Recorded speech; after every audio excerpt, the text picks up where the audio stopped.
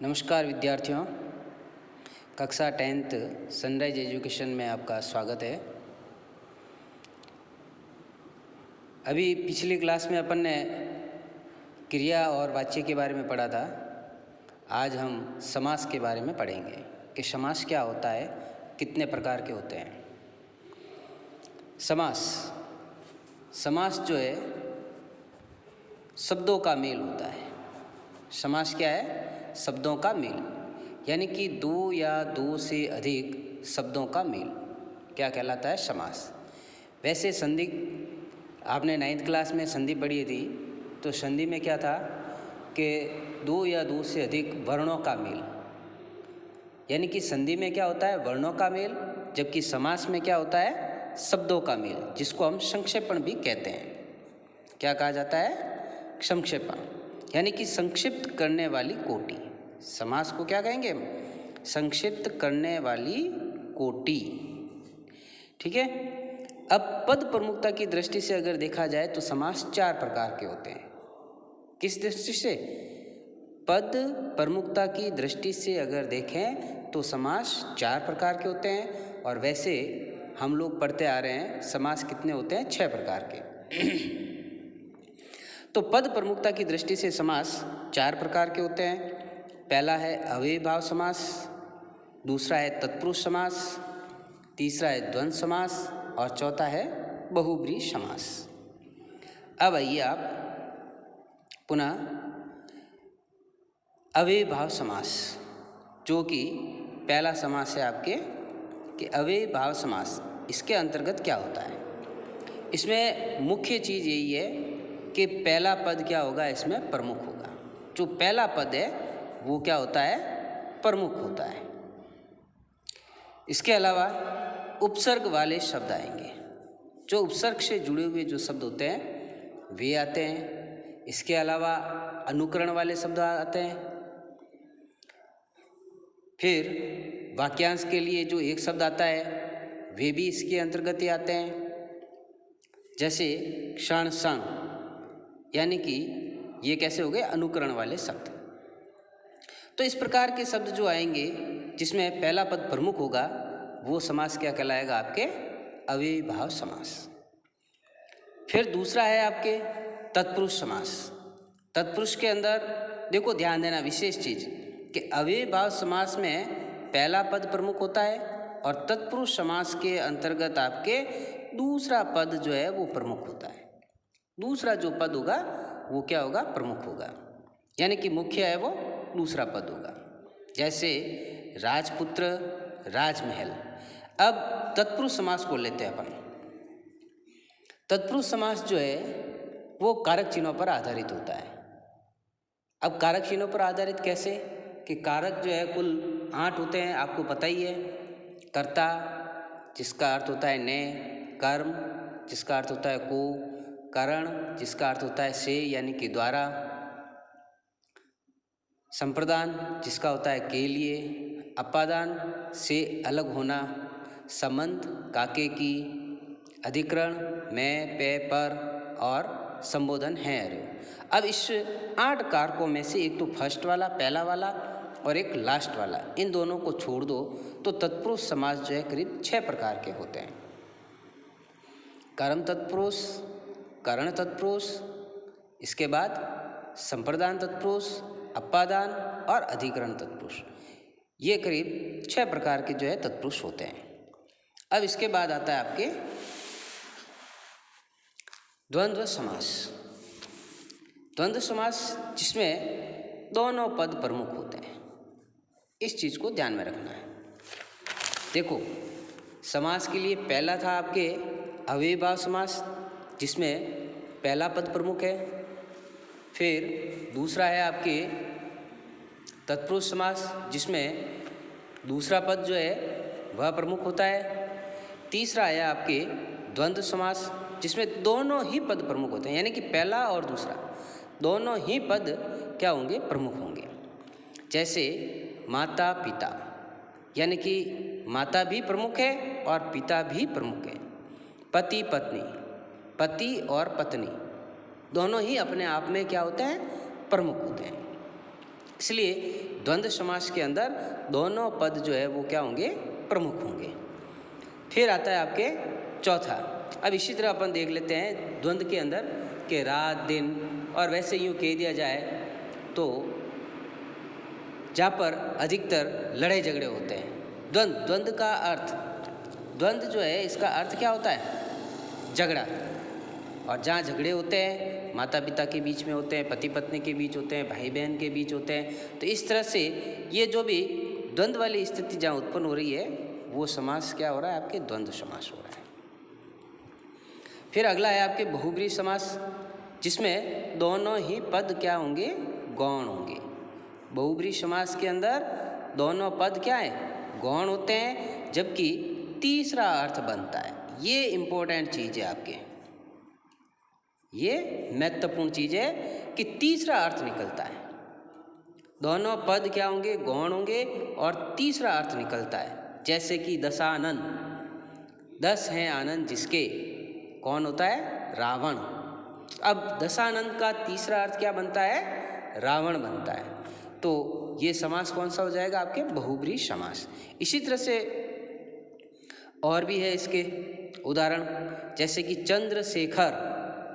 चंद्रशेखर यानी कि चंद्र हैं जिसके शिखर पर, किसके हैं, भगवान शिव के।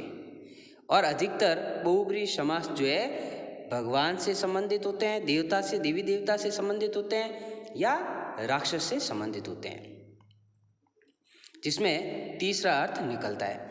कर्मधारय और दिगु तत्पुरुष में है। कर्मधारय और दिगु ये दोनों ही समास जो है किसके अंतर्गत आते हैं, तत्पुरुष समास के अंतर्गत आते हैं। जब तक तीसरा अर्थ नहीं निकले, अगर तीसरा अर्थ आता है तो बहुब्रीहि समास कि जब तक इन दोनों में, यानी कि कर्मधारय और दिगु ये दोनों होते हैं तत्पुरुष में, लेकिन जब तक इनमें से कोई भी तीसरा अर्थ अगर नहीं निकलता है तब तक तो वो कर्मधारय है या दिगु है। और अगर तीसरा अर्थ बन जाता है, तीसरा अर्थ निकल जाता है, तो वो समास कैसा हो जाएगा, आपके बहुब्रीहि समास। अब आइए आप वापस कि समास क्या है। यानी कि सामान्य तौर पर देखा जाए तो समास कितने प्रकार के होते हैं, 6 प्रकार के। जो अभी शुरू में मैंने आपको कहा था कि सामान्य दृष्टि से अपन देखते हैं तो समास 6 प्रकार के होते हैं, और अगर पद प्रमुखता की ओर से देखें तो समास 4 प्रकार के होते हैं। अब पद प्रमुखता देखो, वापस सुन लो, पद प्रमुखता क्या होती है कि अव्ययी भाव में पहला पद प्रधान यानी कि प्रमुख होता है, तत्पुरुष में दूसरा पद, ठीक है, तत्पुरुष के अंदर दूसरा पद प्रमुख होता है। द्वंद्व समास के अंतर्गत दोनों ही पद प्रमुख होते हैं, और बहुब्रीहि में दोनों ही पद गौण होते हैं, मतलब कोई प्रमुख नहीं होता है। ये है पद प्रमुखता। ध्यान देना कि आपके दिमाग में आ जाएगा कि सर पद प्रमुखता क्या है। तो पद प्रमुखता यही है कि अव्ययी भाव समास के अंदर पहला पद प्रमुख होगा, तत्पुरुष में दूसरा पद प्रमुख होगा, द्वंद्व में दोनों पद प्रमुख होते हैं, और बहुब्रीहि में कोई भी पद प्रमुख नहीं होता है, यानी कि दोनों ही पद गौण होते हैं और तीसरा अर्थ निकलता है। मोस्ट इम्पोर्टेंट बहुब्रीहि समास के लिए है कि तीसरा अर्थ बनेगा। अब है समास के सामान्य दृष्टि से देखा जाए तो समास कितने होते हैं, 6 प्रकार के होते हैं। अव्ययी भाव समास। अव्ययी भाव समास के अंतर्गत देखिए, पहली चीज कि पहला पद क्या होता है, इसमें प्रमुख होता है। पहला पद प्रमुख होता है, और अब पहला पद प्रमुख है, इसके अलावा ये मैं कुछ आपके स्टार लगा देता हूँ जो आपकी समझने वाली चीज़ है, ताकि आपको पता लग जाए कि भाई ये चीज़ अगर आ रही है तो वो समास कौन सा है, आपके अव्ययी भाव समास है। अब कैसे, जैसे कि यथा से जुड़े हुए शब्द, जहाँ कहीं भी यथा से जुड़े हुए शब्द हैं, यानी कि यथाशक्ति, जैसे उदाहरण के लिए यथाशक्ति यानी कि शक्ति के अनुसार, तो ये शब्द जो है यथा से जुड़ा हुआ है, समास कौन सा है, अव्ययी भाव समास। इसी तरह से प्रति से जुड़े हुए शब्द, प्रतिदिन, प्रत्येक, प्रतिपल, ये ऐसे जो भी शब्द होते हैं वे भी कौन से समास के अंतर्गत आएंगे, आपके अव्ययीभाव समास के अंतर्गत आएंगे। यानी कि यथा और प्रति से जुड़े हुए जो भी शब्द है वो आपके कौन से समास के अंतर्गत आएंगे? अव्ययीभाव समास के अंतर्गत आएंगे। अब अगली बात और कि शब्दों की आवर्ती वाले शब्द, मैंने अभी बताया था अनुकरण, शब्दों की आवर्ती, जहाँ शब्दों की क्या हो रही है? आवर्ती हो रही है, पुनः आ रहा है शब्द, दोबारा आ रहा है, क्षण क्षण, प्रतिपल या पल पल, क्षण क्षण, हाथों हाथ, दिनों दिन। तो इस तरह के जो भी शब्द आते हैं जिसमें अनुकरण हो रहा है, आवर्ती हो रही है, तो ऐसे शब्द जो है वो कौन से समास के अंतर्गत आएंगे? आपके अव्ययीभाव समास के अंतर्गत आएंगे। फिर इसके बाद देखो, जैसे कि आवर्ती वाले में पल पल, क्षण क्षण, हाथों हाथ, दिनों दिन, धीरे धीरे, रातों रात, ये इस तरह के जो भी शब्द आते हैं, आपके कई बार पूछा जाता है परीक्षा के अंतर्गत 4-5 शब्द दे दिए और कह दिया जाए कि निम्नलिखित में से जो है समास को छांटिए और उनका नाम और परिभाषा लिखिए। तब आपको दिक्कत आती है कि अब ये समास कौन सा है। सब तो देख लेते हैं अपन, लेकिन उसकी पहचान करनी नहीं आती कि ये समास कौन सा है। तो अव्ययीभाव समास की सीधी सी पहचान कि एक तो वे किससे जुड़े होते हैं? यथा और प्रति से जुड़े होते हैं। दूसरा है वो आवर्ती वाले होते हैं, ठीक है। अब तीसरी चीज देखो, यथा और प्रति से, जैसे कि यथाशक्ति है, प्रति से प्रतिदिन है, प्रत्येक है। और शब्दों की आवर्ती वाले जैसे कि पल पल, क्षण क्षण, दिनों दिन, हाथों हाथ, ये वाले इस प्रकार के जो भी शब्द आएंगे वे सारे आपके किसके अंतर्गत आएंगे? अव्ययीभाव समास के अंतर्गत आएंगे। अब तीसरी चीज आती है इसमें इम्पोर्टेंट, वो है उपसर्ग से जुड़े हुए शब्द, यानी कि उपसर्ग से जुड़े हुए, जैसे कि आजीवन, जीवन शब्द होता है और आ उपसर्ग लगने से क्या बन गया? आजीवन। तो ऐसे शब्द जो उपसर्ग से जुड़े हुए हैं वे शब्द भी आपके किस में आएंगे? अव्ययीभाव समास के अंतर्गत आएंगे। आमरण, भरपूर, अब ये सारे जो है, ये भर, इसमें भर उपसर्ग लगा हुआ है, इसमें आ उपसर्ग है, इसमें भी आ उपसर्ग है। और वैसे अपन ये भी कह सकते हैं उपसर्ग के अलावा कि वाक्यांश के लिए एक शब्द, वाक्यांश के लिए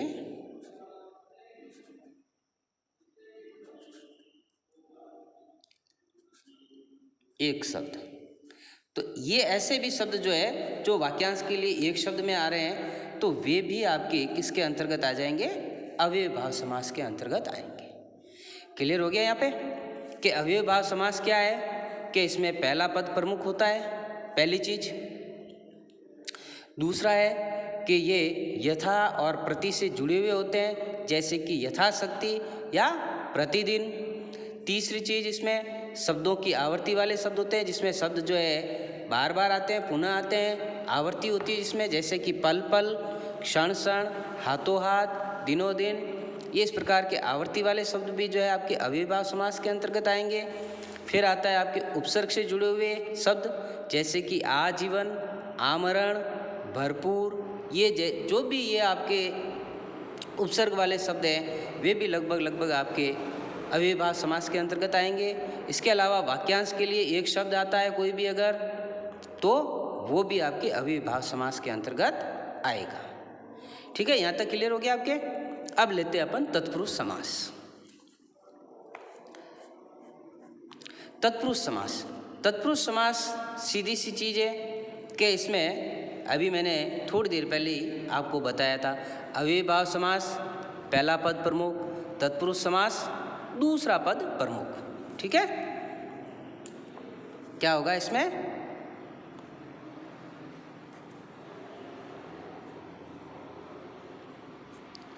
दूसरा पद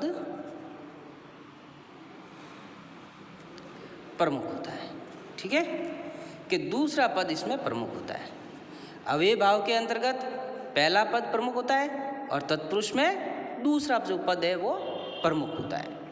अब स्थिति ये है तत्पुरुष समास की कि इसके 6 भेद होते हैं। कितने होते हैं? 6 भेद होते हैं, जिसमें आपके एक तो कर्ता नहीं होगा और एक संबोधन नहीं होगा। कर्ता नहीं है और संबोधन भी नहीं है। इसके अलावा जो भी कारक है, जैसे आपके, मैं यहाँ साइड में आपके नोट कर देता हूँ, कर्म, करण, संप्रदान,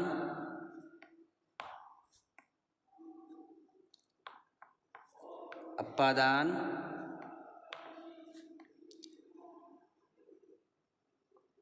संबंध और अधिकरण।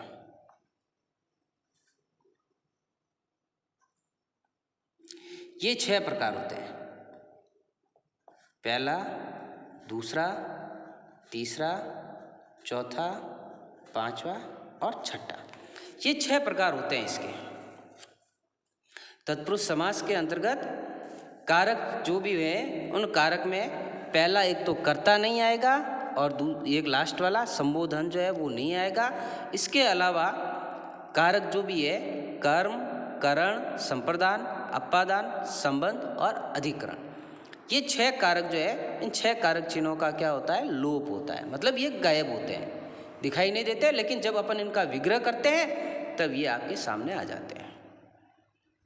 ठीक है, क्या यहाँ तक क्लियर हो गया आपके? अब विग्रह की दिशा जो है लेफ्ट टू राइट होती है, यानी कि बाएं से दाएं की तरफ इसकी विग्रह की स्थिति होती है। जब भी इसका समास का हम विग्रह करेंगे तो समास विग्रह करने पर लेफ्ट टू राइट चलना पड़ता है। ठीक है, जैसे कि उदाहरण के लिए रसोई घर। अब रसोई घर, रसोई के लिए घर होता है, ध्यान देना, रसोई का घर नहीं होता है, रसोई के लिए घर। अब के लिए कौन से कारक में आता है, देखो ध्यान देना, वापस सुनना इसको। कर्ता का तो छोड़ना ही है। कर्म का अर्थ क्या होता है, को। करण का क्या होता है, से। और संप्रदान के लिए क्या होता है, के लिए। तो कौन सा तत्पुरुष होगा आपके, संप्रदान तत्पुरुष कहलाएगा।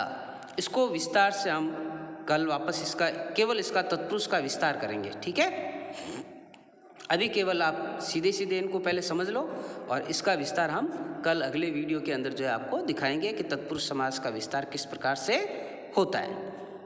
ठीक है, अब ये जैसे कि रसोई घर, रसोई के लिए घर, राजपुत्र, ध्यान देना, राजपुत्र क्या हुआ, राजा का पुत्र। अब का किस में आता है, मैं इनके 1 मिनट हो अर्थ आपको एक बार लिख ही देता हूँ, ठीक रहेगा, ताकि पता लग जाए आपको।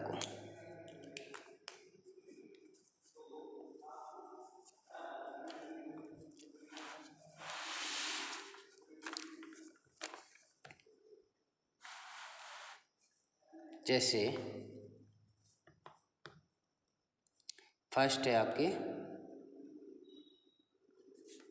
कर्म,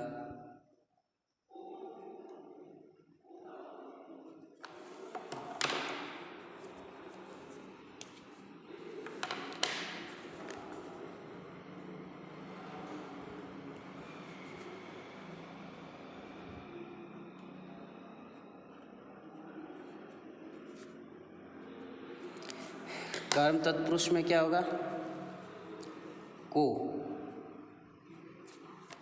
ठीक है, दूसरा है आपके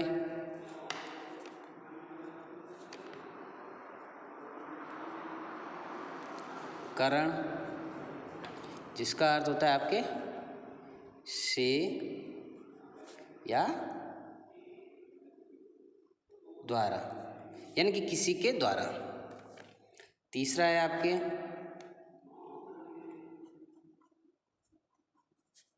संप्रदान, जिसका अर्थ होता है के लिए।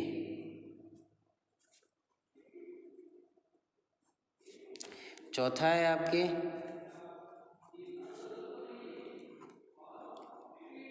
अपादान,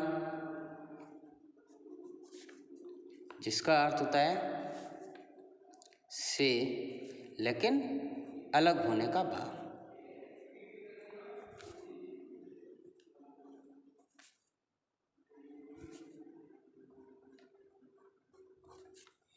फिर पांचवा है आपके संबंध जिसका अर्थ होता है का, के, की। ठीक है। इसके बाद लास्ट है आपके अधिकरण।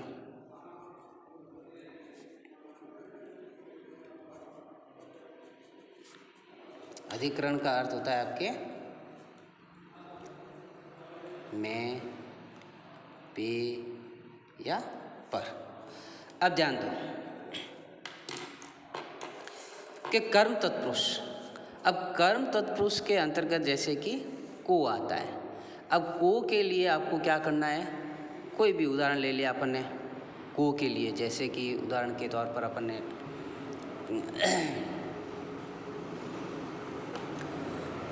कि गाय को रोटी दो, तो अब वो किसके लिए हो रहा है, गाय के लिए आ रहा है।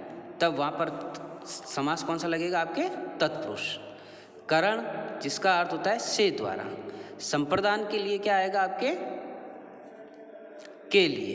इसी तरह से अपादान संबंध, अपादान तत्पुरुष के लिए से जिसमें अलग होने का भाव, जैसे कि ग्रामगत, गांव से गया, गांव से अलग हो गया। ठीक है। संबंध का, के, की, जैसे कि राजपुत्र यानी कि राजा का पुत्र, राजा का पुत्र, तो वो का क्या हो जाएगा, आपके संबंध में आ जाएगा। तो इस तरह से जो है आपके ये जो भी है इन सब का अपन विस्तार कल करेंगे। आज अपन केवल इसको जो है एक बार सीधा सीधा इसको समझ लेते हैं कि टोटल समास क्या होते हैं, किस प्रकार से होते हैं। क्योंकि तत्पुरुष थोड़ा लंबा है तो इसका विस्तार अपन कर लेंगे। अगले वीडियो में जो है आपके इसका विस्तार बता देंगे। अब आगे बढ़ते हैं कर्मधारय समास। कर्मधारय समास के अंतर्गत क्या होगा, आपके ध्यान देना कि विशेषण और विशेष्य वाले शब्द आएंगे। कौन से शब्द होते हैं, विशेषण और विशेष्य वाले शब्द। अब विशेषण और विशेष्य क्या होता है, जो आपको उसमें बताया था मैंने जब विशेषण करवाए थे उस दौरान पिछले साल। अब इसके अलावा आपके रूपक अलंकार आएगा, यानी कि रूपक अलंकार वाले शब्द जिसमें उपमेय और उपमान होगा। ठीक है। इसमें क्या होगी, आपके तुलना की जाएगी, जैसे कि मुख चंद्र, यानी कि चंद्रमा रूपी मुख। अगर ऐसी स्थिति आती है कि मुख चंद्र यानी कि चंद्रमा रूपी मुख, तब जो है क्या होगा, तुलना हो रही है। किसकी हो रही है, मुख की हो रही है। किसके साथ हो रही है, चंद्रमा के साथ हो रही है। यानी कि उपमेय और उपमान। उपमेय होता है जो प्रस्तुत है, जो अपने पास है, वो तो है उपमेय, यानी कि मुख है आपके उपमेय और चंद्र है आपके उपमान, जिसके साथ तुलना की जा रही है। हम जिसके साथ में तुलना करते हैं वो होता है आपके उपमेय, उपमान, और जिसकी तुलना कर रहे हैं वो होता है आपके उपमेय। अब आगे देखो, फिर दूसरी चीज़ है इसकी विशेषता। विशेषता में जैसे नीलाकाश, यानी कि इसमें विशेषण और विशेष्य, विशेषण और विशेष्य। अब नीलाकाश के अंतर्गत आप देखो, इधर मैं आपको इसके बारे में बता देता हूँ। नीला और आकाश दोनों शब्द को जो है अपन ने विग्रह कर दिया, अलग अलग कर दिया। तो नीला क्या है, इसका विशेषण, और आकाश क्या है, इसका विशेष्य। ध्यान देना कि विशेषण और विशेष्य क्या होता है कि नीला तो क्या है, इसकी विशेषता हो गई, इसलिए ये क्या हो गया, इसका विशेषण है। और विशेष्य जिसकी विशेषता बताई जा रही है वो होता है विशेष्य। और विशेषण कि जो शब्द जिसके लिए मतलब अपन प्रयुक्त करते हैं, किसी की विशेषता बताने के लिए जिस शब्द का प्रयोग किया जाता है वो होता है विशेषण। और विशेष्य वह होता है जिसकी विशेषता बताई जाती है। क्लियर हुआ यहाँ तक। अब आगे बढ़ो, जैसे कि पीताम्बर। पीताम्बर, अगर अपन पीताम्बर के लिए कृष्ण का अर्थ लेते हैं, अगर तीसरा अर्थ ले रहे हैं कि कृष्ण, तब तो समास कौन सा बनेगा, आपके बहुब्रीहि समास। क्योंकि वहाँ पर क्या आ रहा है, आपके तीसरा अर्थ बन रहा है। और जहाँ कहीं पे भी आपके तीसरा अर्थ बनता है तो क्या हो जाएगा? बहुब्रीहि समास। जो अभी अपन ने ऊपर पढ़ा था कि दोनों पद गौण होते हैं और तीसरा अर्थ बनता है। जहाँ कहीं पे भी तीसरा अर्थ अगर बनता है तो समास कौन सा है? बहुब्रीहि। और अगर अपन इसका तीसरा अर्थ नहीं निकालते हैं तब समास कौन सा आएगा आपके? कर्मधारय। पीताम्बर को अपन सीधा अर्थ लेते हैं अगर कि पीला वस्त्र। कैसा वस्त्र? पीला वस्त्र अगर ले रहे हैं अपन, सीधा ही अर्थ ले रहे हैं इसका कि पीला वस्त्र। पीत का अर्थ होता है पीला और अंबर होता है वस्त्र। देखिए, पीत होता है पीला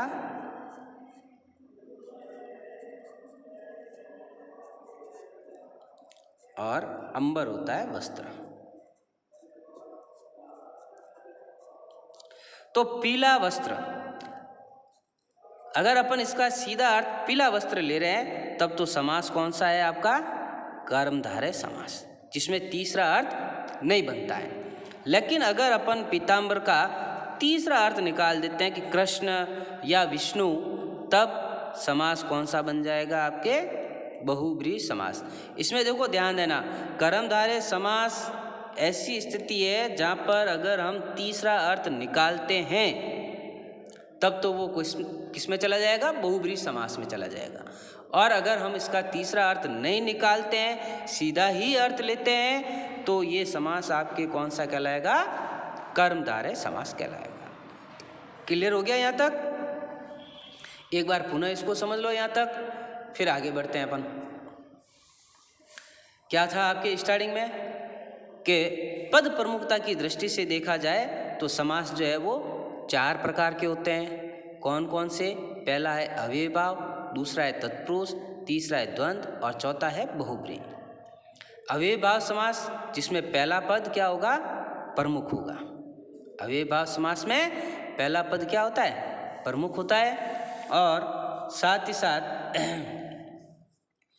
उपसर्ग वाले शब्द जो है उसमें जुड़े हुए होते हैं। अब उपसर्ग वाले शब्द जैसे कि मैंने आपको उदाहरण बताए थे कि आजीवन, आमरण, इस प्रकार के शब्द जो है उसमें जुड़े होते हैं। दूसरा था आपके तत्पुरुष समास, जिसमें दूसरा पद जो है वो प्रमुख होता है। देखो, सीधा सा कोई ज़्यादा आपको डीपली जाने की ज़रूरत नहीं है, कोई ज़्यादा रट्टा मारने की आवश्यकता नहीं है। मैथ्स की जो लैंग्वेज होती है, सूत्र का तरीका जो होता है फॉर्मूले का, उसी फॉर्मूले के अनुसार अगर अपन इनको समझेंगे तो ये बहुत ही इजी है। समास कोई डिफिकल्ट नहीं है, बहुत सरल है। दूसरा था आपके तत्पुरुष समास, जिसमें दूसरा पद क्या होता है? प्रमुख होता है। जैसे कि राजपुत्र ले लिया तो राजपुत्र मतलब राजा का पुत्र। अब पुत्र है, दूसरा पद क्या है इसमें? पुत्र। लेकिन वो कौन कैसा है? राजा का पुत्र है। राजमहल, राजमहल, राजा के लिए महल। ठीक है। फिर आता है आपके द्वंद्व समास, जिसमें दोनों ही पद प्रमुख होते हैं। दोनों ही अपने आप में क्या होती है? प्रमुखता होती है दोनों पदों में, जो कि हमने यहाँ पढ़ा है कि दोनों पद प्रमुख होते हैं। जैसे कि माता पिता, पति पत्नी, भाई बहन ले लो, तो ये इस तरीके से जो है इसमें दोनों ही पद प्रमुख होते हैं। ठीक है, दोनों ही पद प्रमुख होते हैं, माता पिता, पति पत्नी। अब इसके बाद आता है नेक्स्ट आपके बहुब्रीहि समास। तो बहुब्रीहि समास के अंदर दोनों पद क्या होंगे? गौण होंगे और तीसरा अर्थ जो है वो बनता है। ये ध्यान रखना कि दोनों पद गौण होते हैं और तीसरा अर्थ बनता है, तो वो समास कैसा कहलाएगा? आपके बहुब्रीहि समास कहलाएगा। जैसे कि दशानन। अब आता है आपके कर्मधारय और द्विगु तत्पुरुष। तो इन दोनों के लिए क्या है कि जब तक तीसरा अर्थ नहीं निकलता है तब तो है वो कर्मधारय और तत्पुरुष, और अगर तीसरा अर्थ निकलता है तब वो क्या बन जाएगा? आपके बहुब्रीहि समास। अब सामान्य दृष्टि से समास कितने प्रकार के थे? 6 प्रकार के होते हैं। पहला है आपके अव्ययीभाव समास, दूसरा है तो देखिए अव्ययीभाव समास आता है इसमें पहला, जिसमें क्या है? पहला पद प्रमुख है। और अब इसमें मुख्य पहचान वाली बात आती है कि भाई हम कैसे पहचाने, तो सीधा सा है कि इसके अंदर मैं आपको सीधा डायरेक्टली यही बता रहा हूँ कि आप इसको आसानी से पहचान सको।